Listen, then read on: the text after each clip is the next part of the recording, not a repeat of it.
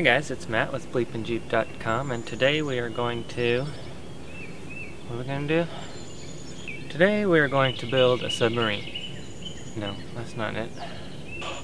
Oh, it's cold. Today we're going to refurbish this wheel, something your grandpa probably thought was cool back in the 80s. It's a stock 1990 Jeep wheel, and we're going to try to make it cool today. Will it work? I don't know, but at least we'll give it a shot and see what happens. Alright, this is a stock Jeep wheel that came on a lot of Jeeps back in the 80s and 90s. It's got this hubcap here. It's aluminum, and they practically give these things away for free because nobody wants them. So it's got this varnish on here that we'll need to remove. Here's some tools that you'll need. Not all of these, but these are some tools that'll come in handy. Some paint stripper and a little plastic scraper, maybe some steel wool and some sandpaper. This is kind of fun to have, a little abrasive pad on air die grinder. And you'll need some masking tape probably, and some paints. I've got primer, enamel, and then I've got a clear coat. And I've got a rubber mat so I can lay the wheel down on the ground without scratching it. And if you have one, this would be handy as a power sprayer. So let's get started. Alright, so this is an aluminum wheel, and for that it's got this clear coat on here, and you need to remove that clear coat before you can paint it. If you've got a steel wheel, you don't need to remove the paint. You can probably just sand it down and paint over it. But for this I'm going to use a paint stripper, and it's important to wear your gloves and eye protection because it'll take your eyeballs right out and reduce your hands down to nubs. Work! Work! Alright, so I'll just coat it with the thick coat of paint stripper and let it sit for about 15 minutes or so. Well, shit. Had a little snafu and I got carried away with time and I let that paint stripper sit on here for too long. But kind of looks like zombie guts, and since I'm doing a zombie build, maybe we'll just roll with it. Alright, so after about 15 minutes all of that clear coat will turn into a sludge, and now you can just take a scraper and remove it with a plastic scraper.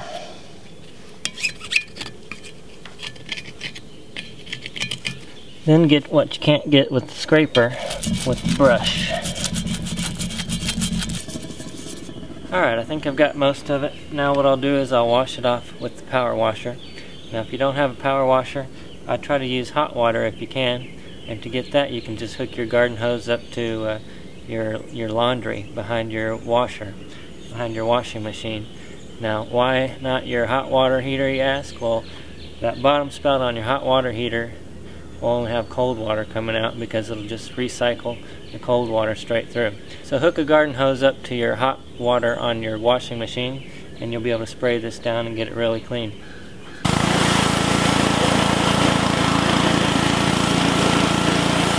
Alright, so it's looking a lot better, but it's still not done yet.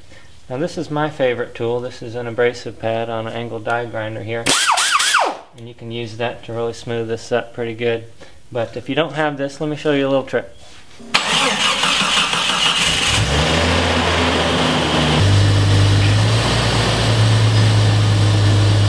Alright, you got to be real careful doing this, and you can't get the inside where the spokes are. But you can smooth out the outside with some sandpaper. Now this may take a while, and you have to start out with some 80 grit and work your way up to like 400. But you can get it pretty smooth this way. You can also get the edges, any imperfections in the edges here where the tire seals.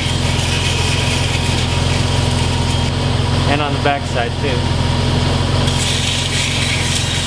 Now if you're doing this with an aluminum, I would recommend a mask and some goggles, because that'll put off some aluminum dust.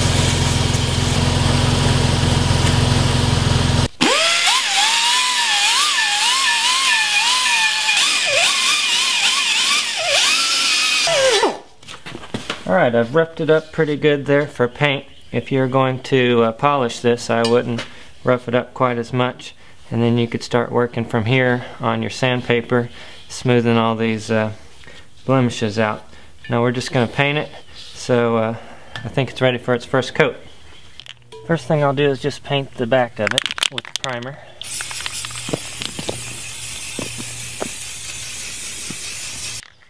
And then I'll paint the top with primer. Now this is a little more detailed, so I'm going to take my time and try to get in every single corner here without getting too much overspray. First I'll start off by going around in a circle on that side.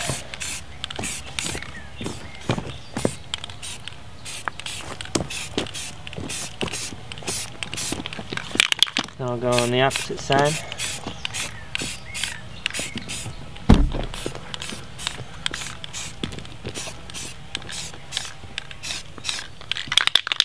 I'll go in the middle here. And I'll paint the whole thing. Okay, I let that dry for a little bit. Now I'm just going to top it off. Okay, now the primer's dry, I'll bring it inside so I can get a better coat.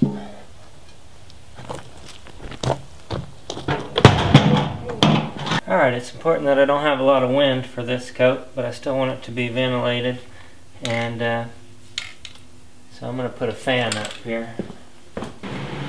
Have that sucking air out.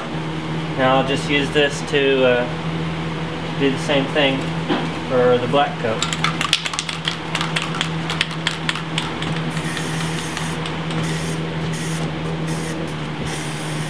Alright, one more coat of the flat black.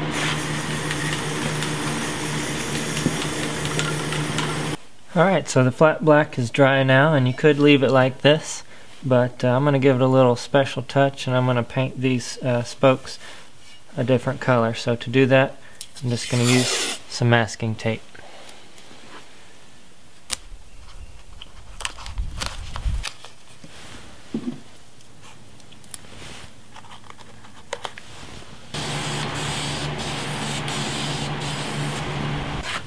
Alright, now that that's pretty dry, I'm going to carefully remove the tape.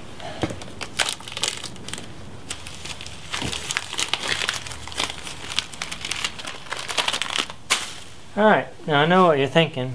You're thinking I've ruined it, and maybe I have, but we're still not done yet.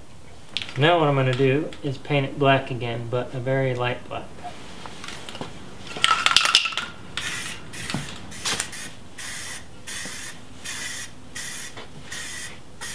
Alright, now that's dry, and you can just barely see a hint of the red still left in there.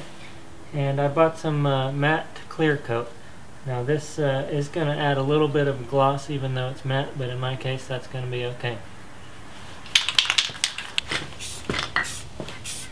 Alright guys, check it out. I think it turned out pretty good. Come take a look. I think it turned out pretty good considering what we spent on it. The red is more pronounced in the sun, and when you get it in the shade it's hard to even see the red. I went ahead and finished the cap that goes on here, and if I use this I'll need to get some kind of a zombie emblem to go in the middle, but I don't really like the cap so much, so I think I'll run without it maybe. And to do so I went ahead and painted the hub black and the caliper black to hide that behind the wheel. Alright guys, I hope you learned something today. What I really try to get across is that you don't need a lot of money to make a really nice rig. Please subscribe down below to my channel, BleepinJeep. Check out the website bleepinjeep.com and the Facebook page. I appreciate it. We'll see you next time.